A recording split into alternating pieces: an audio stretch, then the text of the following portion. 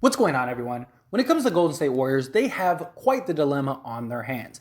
Andrew Wiggins, Jordan Poole, even Draymond Green, they need to figure out what are they going to do? Are they going to max out these guys? Are they going to let one of them go? Are they going to let several of them go? Are they going to trade them and try to recoup assets? What is going to happen with this Warriors team? Now, they don't need to completely go in a hurry and rush in order to do that. They still have about another year this upcoming season. They're really going to have to start making moves. Do they let Wiggins go or do they re-sign him? Do they maybe extend him at some point during the season? Jordan Poole, do they let him go into restricted free agency, which got to imagine some team is going to throw the max at him. Orlando is a team that has been rumored to immediately, as soon as he hits restricted free agency, throw a bunch of money at him. Do they keep Draymond? Do they trade Draymond? Is Draymond going to be okay with not getting the max, or do the Warriors give him a max? Because in reality, the Warriors are going to have to make these decisions because otherwise they're maxing out 5, 6, 7 guys, and they're already paying like $1 billion a year in luxury tax. It's insane how high they are. And they are a championship contending team. They are fantastic. They are great. But as we see with all teams, eventually they got to shape and remold and just go a different direction. And I'm not saying they're going to have to get rid of everybody, but they're going to have to make some decisions. Do you want the guy who fits the best now currently in Andrew Wiggins? Do you want the guy who can be sort of a focal point from here on out in Jordan Poole? He's a young player that is only going to improve, but right now he's kind of redundant in many ways. He's more of like an icing on the cake or like the cherry on top because you have Steph and Clay.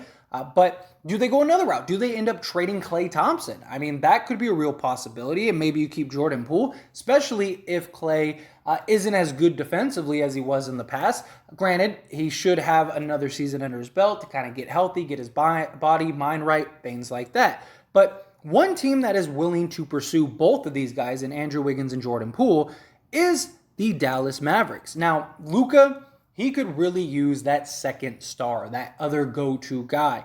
Luka is absolutely incredible and an amazing talent and just led the Dallas Mavericks to the Western Conference Finals. They went and got a guy in Christian Wood, who I think is super underrated and is going to be a huge pickup for Dallas, in my opinion. I think he's a guy that isn't getting enough recognition for this Dallas team.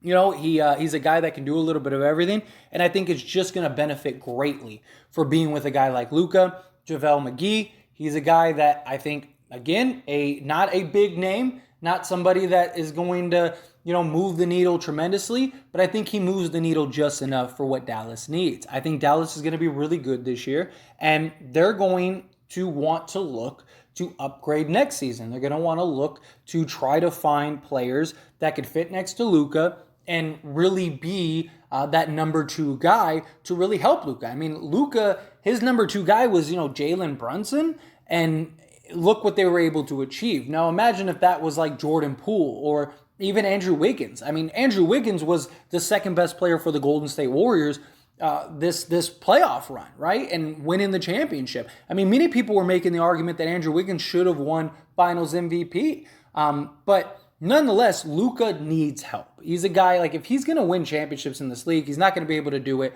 alone with the current team. There are too many teams that are just really good in the Western Conference. The Western Conference is an absolute juggernaut. But beyond that, there's teams that have just greatly improved from last season. Like last season was kind of an awkward stage for the Western Conference. And this season, everyone's back, everyone's healthy. Like I said, Dallas made some moves. They made some nice changes. But is it enough to get them back to the Western Conference Finals? And is it enough to get them to an NBA Finals? And is it enough to win an NBA Finals? I don't think so. I don't think that they are currently a legit contender. But you get a guy like Jordan Poole who can go and get you, 30 points a game, be a lights-out shooter. He kind of fits the play style that Dallas likes to do, like have the floor spread, Luka with a bunch of shooters around him. Jordan Poole, he had an incredible year last year, an absolute just light-out shooter.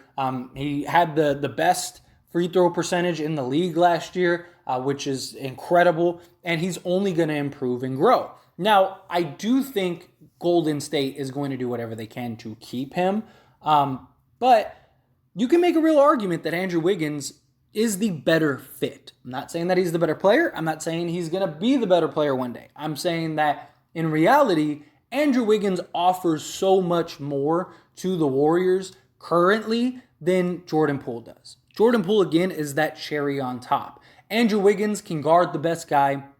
He can still get you 15 to 20 a night. He's a guy that if you need to, he can go and get you 25 as he showed.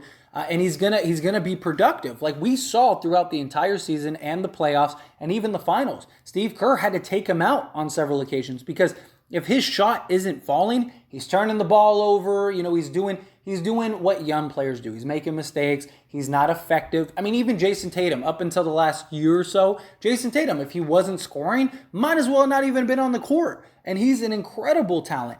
But we saw Jason Tatum improve a lot, right? He was getting, 11 assist games and, 10 rebound games. And yeah, he wasn't scoring, but he was playing solid defense as an excellent defender. Jordan Poole isn't that. Jordan Poole isn't a defender. So unless he's shooting lights out, he's not a guy that is really like that your number one option. I don't think Jordan Poole is going to be a number one option on a championship team, at least currently.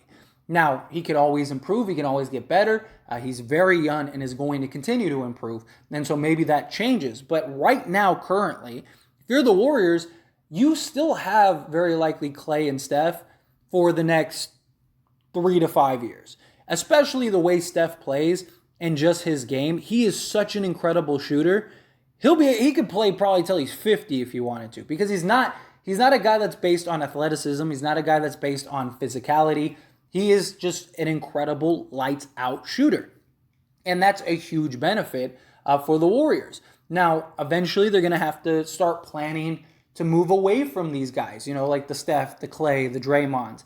Sooner or later, they're just going to get too old and they're going to phase their way out. So do they think now is the time to do that? Like, let's keep a Jordan Poole, let Andrew Wiggins go? Or do they think, no, with Andrew Wiggins, we're still a legit contender. Andrew Wiggins does everything we need and provides. And Jordan Poole, he's a casualty that unfortunately, as much as we love, we'd have to let him go. That's a big question that they're going to have to come to. And then on the other side, Andrew Wiggins, like I said, in my opinion, he would be a better number 2 next to Luka, because you get that defense, which Luka isn't a great defender. So you get that guy that can be that defender, guard the best player night in and night out. Again, a guy that can get you 15 to 20, a guy that, with Luka, very likely gets even more and elevates more, but he's a guy that can create his own shot. He can knock down the 3. He's comfortable not being the number 1 guy. Is Jordan Poole going to want to be the number 1 guy, right? Does Jordan Poole think, he's the next superstar and he's the guy that if he goes to a team like Dallas, I'm the guy, I'm the scorer, that kind of thing. And where Andrew Wiggins, there's none of that. There's none of the ego. He's comfortable being that number 2 guy.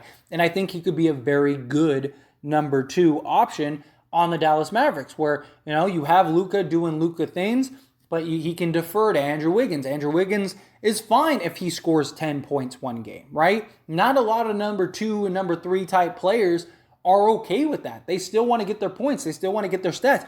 Andrew Wiggins doesn't care. If he goes and gets 10 tonight, all right, I got 10. If he goes out and gets 30, all right, I got 30. Like, he doesn't care either way, and that could be a huge benefit. Plus the defensive factor, just everything that he brings to the table besides shooting and scoring, which is huge. And I think that he would fit just seamlessly with Dallas more so than Jordan Poole would even. Jordan Poole is just an incredible shooter. Don't get me wrong. And he's an incredible talent that's going to continue to improve. But Andrew Wiggins, you know what you get right now. You know what the deal is going to be. Also, when it comes to Jordan Poole, depending on the situation, is he able to replicate what he was able to do last year? Because last year, he's the 3rd, 4th guy on the team. When you go from that to like you being the number 1 shooting option, teams are going to scheme better. They're going to put defensive game plans to stop you and shut you down. Where right now, you can't really do that because it's like, we can't double team or triple team Jordan Poole because we got Steph and Klay and Andrew Wiggins and Draymond and, the guys that they have coming off the bench. Like, it's just too much to have to be able to scheme and get defensive plans around a guy like Jordan Poole. You're more concerned with Steph. You're more concerned with Klay because they have the track record. They're the kind of heart and soul in many ways. So will Jordan Poole, if he's the number 2 guy, is he going to be able to adjust, and shoot over, tough, difficult, contested shots? It's one thing when you're shooting basically wide open because you have Steph and Clay. It's another thing when you got defenses that are really honing in on you. I'm not saying that he won't be able to and he won't be able to make those adjustments, but we haven't gotten a chance to see that yet. I just think that Andrew Wiggins, again, would be a better inherent fit. I think it would just be more seamless, and I think that he is very likely the more realistic target. I just think Golden State would rather keep Jordan Poole just for his potential and his growth. And if you do decide to trade him, he probably has more trade value than Andrew Wiggins, which Andrew Wiggins probably has great trade value in and of itself. But Jordan Poole, his age, the upside, the display that he showed last season, I think is very enticing for teams. So even if you're keeping Jordan Poole to maybe even trade him later, you're still better off doing that and kind of letting Wiggins go. But nonetheless, I think Luka, if he could get paired up with either of these guys, would be a huge upgrade for this team. I think it'd be hugely beneficial, and it makes sense that they're a team that is rumored to pursue Andrew Wiggins and Jordan Poole heavily come free agency. But those are my thoughts and opinions, and as always, I pass the question on to you. Let me know yours down in the comment section below. What do you think about Dallas potentially getting Andrew Wiggins or Jordan Poole? Are you all for that? Are you not? Would you love it? Would you hate it? However you feel about it, love to hear your thoughts and opinions down in the comment section. One last little shameless plug is I did start As It Stands Lakers. It is a channel just like this, dedicated to only the Lakers, because the Lakers are my favorite team. And on this channel, As It Stands, I talk about all teams, all sports, stuff like that. We have football season coming up, so I'm definitely looking forward to that as well. And I just wanted to make a dedicated channel to the Lakers to give the ins and outs. Now, all the big stuff, all the big news and stuff, I will still post here on this channel. But if you want all the ins and outs and just rumors and theories and just discussions just strictly on the Lakers, link down in the description or in the comment section. Go check out the channel, subscribe to the channel. I'd really appreciate it. That being said, hit that like button. Helps me out a lot. Lets me know you enjoy these types of videos, and I truly appreciate it. If you're not subscribed to the channel, hit that subscribe button, followed by the bell notification. Stay up to date with all things sports. Join this wonderful community and all of our discussions. I'll see you all in the next one. Thank you.